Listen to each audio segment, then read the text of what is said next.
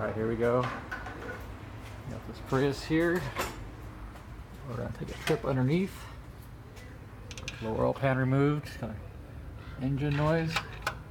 As you can see.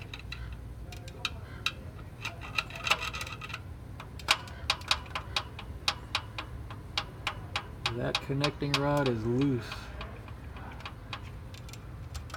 Clear shot.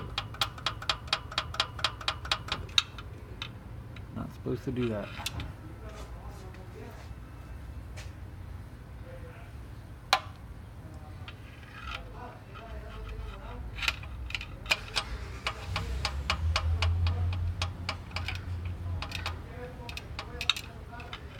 We've also got those pieces of metal inside the oil pan.